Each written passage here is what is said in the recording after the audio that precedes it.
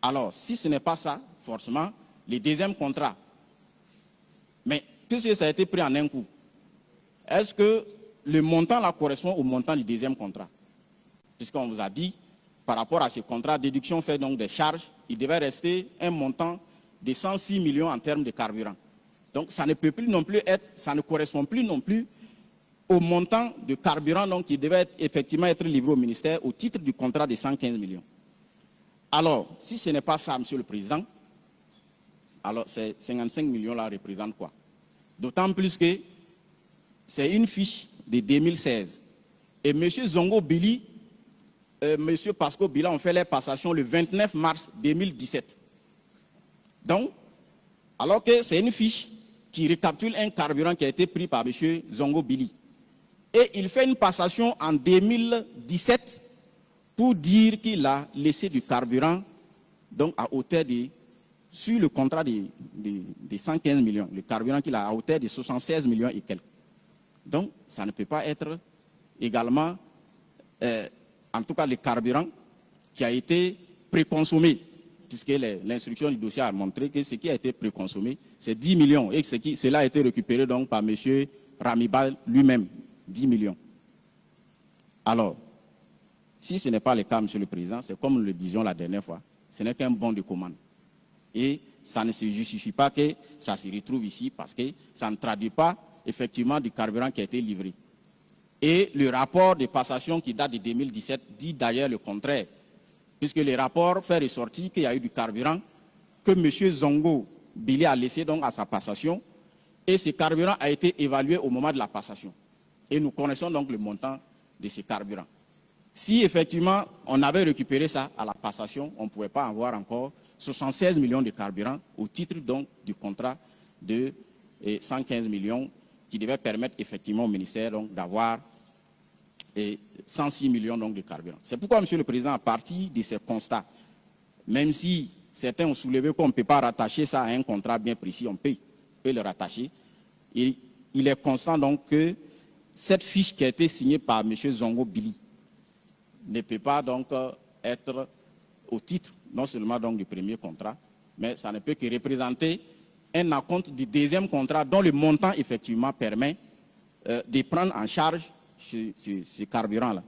Donc, Monsieur le Président, pour nous, effectivement, il y a eu détournement, puisque la passation même qui a été faite donc le 29 mars 2017 dit qu'il y a du carburant qui est resté.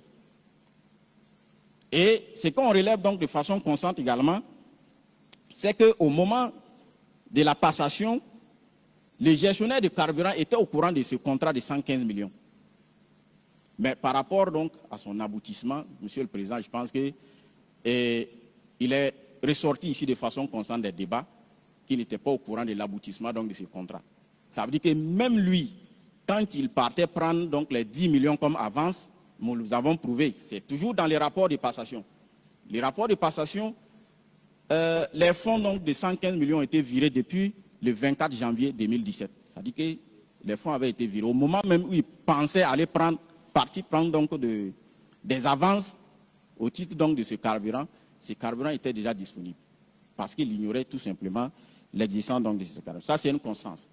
Et ce qui est constant également, Monsieur le Président, il est ressorti de façon constante des débats que ce contrat de 115 millions a été soutiré du contrôle de l'autorité supérieure de contrôle d'État. Et nous vous avons relevé, ce n'est pas parce que le montant a été viré qu'on constate effectivement que l'écriture est passée, que ça justifie qu'effectivement ce montant qui a été viré là a été effectivement consommé dans le cadre des activités du ministère. Et les débats ont relevé que des pièces justificatives donc devaient être produites par rapport effectivement à la consommation de ces carburants, et ces pièces devraient normalement se retrouver avec les gestionnaires du carburant. Et jusqu'à la clôture donc de l'instruction, il a été établi de façon constante qu'il n'y a pas eu de pièces justificatives. Et les gestionnaires de carburant, ils ne pouvaient même pas avoir de pièces justificatives puisqu'ils ignoraient même que le contrat avait abouti, même s'ils connaissaient donc son existence. Donc, ces déclarations et ces rapports viennent confirmer encore, Monsieur le Président, qu'il y a eu du carburant donc, qui a été effectivement retiré du ministère et qui n'est pas rentré donc, dans le cadre des activités du ministère. Monsieur le Président, par rapport maintenant à la responsabilité donc, de la disparition de ce carburant. Monsieur le Président, honorable membre du tribunal, je vous renvoie encore au dossier d'instruction pour vous signifier que par rapport à ce carburant, c'est depuis devant le juge d'instruction que M. Ténian a parlé de ce carburant. Il a été le premier donc à parler de ce carburant que ça a été détourné. Et puisqu'il dit que c'est lui-même qui a été sollicité donc pour soutirer le contrat donc, du contrôle de la SCLC. Et le juge d'instruction a continué son instruction. Les dits donc de M. Ténian par rapport effectivement à la dissipation donc, de ce carburant ont été confirmés par la prestataire, donc celle même qui fournissait donc, le carburant, Mme Bamogo. Ça a été confirmé par Mme Bamogo.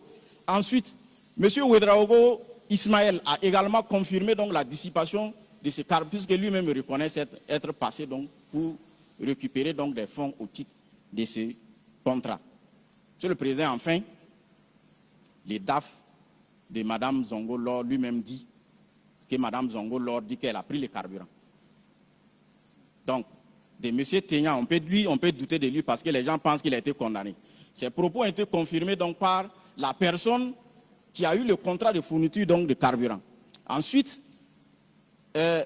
Ouedraogo, qui est donc la connaissance de Mme Zongo Lor, a confirmé qu'après la mise en relation, donc, il passait récupérer des fonds donc, pour remettre à Mme la ministre. Ensuite, lorsqu'il y a eu la passation entre M. Zongo Billy et Pasco Bila, celui-ci également a constaté qu'il y avait un manquant.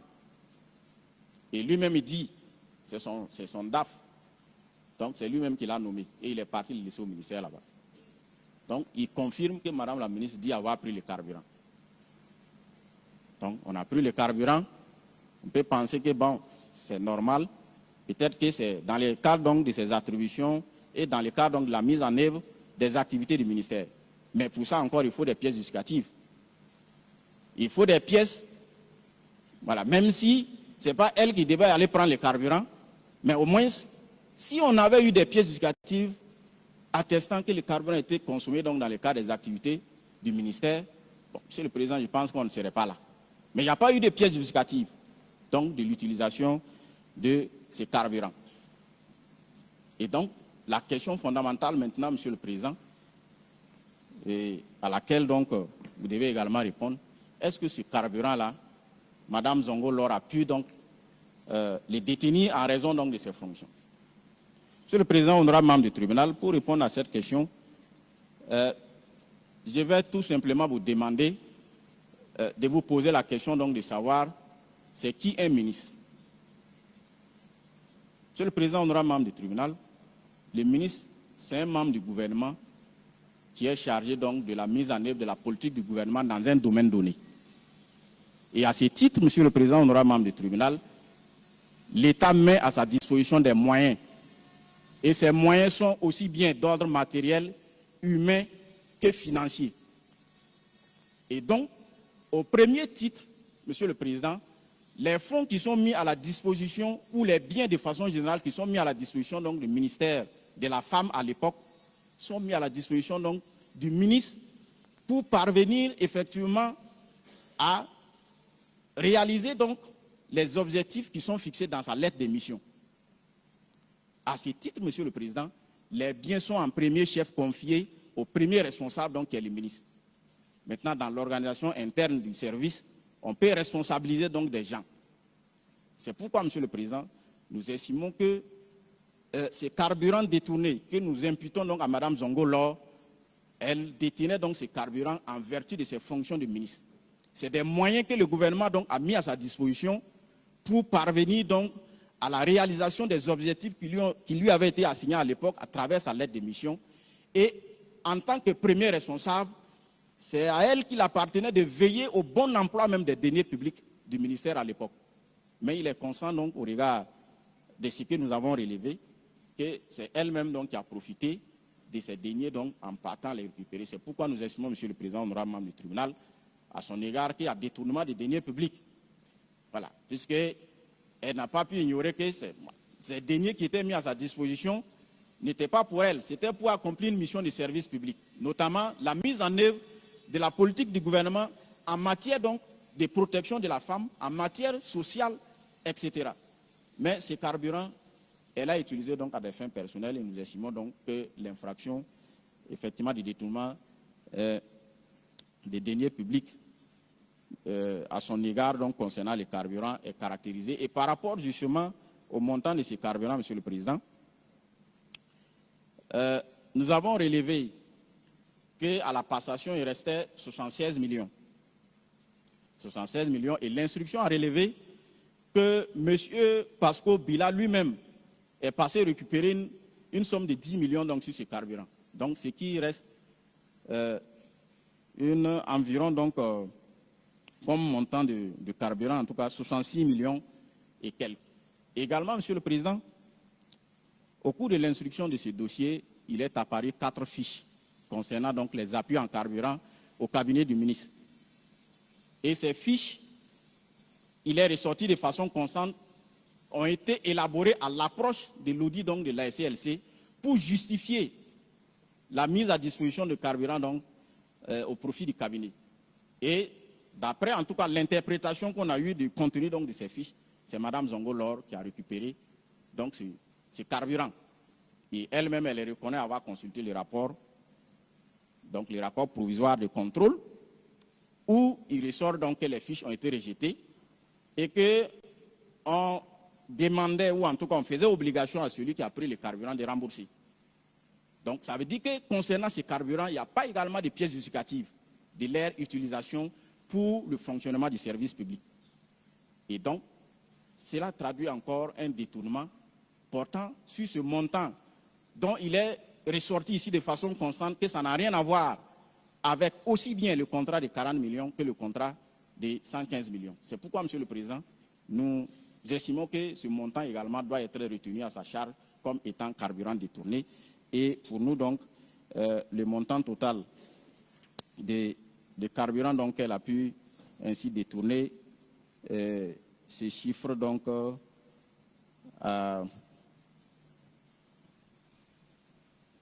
66 millions, plus donc les 20 millions, ce qui donc nous donne donc 66 millions au titre donc du contrat de 115 millions, 66 millions 331 800, plus les appuis au cabinet donc qui sont de l'ordre de 20 millions, ce qui nous donne un total de 86 millions 331 800. Donc nous estimons que, en tout cas, il y a des charges suffisantes, donc, comme Mme Zongo-Lor, d'avoir détourné du carburant donc d'une valeur de 86 millions 331 800. Monsieur le Président, honorable membre du tribunal, Mme Zongo-Lor est également poursuivie pour des faits d'enrichissement illicite. Alors, cette infraction, Monsieur le Président, est prévue à l'article 332-24 du Code pénal qui précise que voilà, quiconque donc s'enrichit en se servant de deniers publics se rend coupable de cette infraction. Ce qui ressort donc de cette disposition, c'est qu'il doit avoir en tout cas une augmentation du patrimoine de la personne mise en cause de façon injustifiée.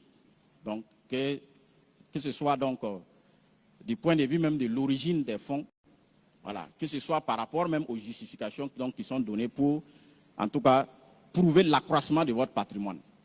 Et comme nous l'avons dit, Monsieur le Président, nous estimons qu'il y a charge suffisante à l'égard de Mme Zongo-Lor donc d'avoir détourné du carburant à hauteur de 86 331 800. Et c'est des carburants qui n'ont pas été, du moins, ce n'est pas du carburant qui a été effectivement récupéré. Il est ressorti de l'instruction du dossier qu'en réalité, c'est des numéraires qu'on passait récupérer auprès de la personne donc, qui fournissait le carburant.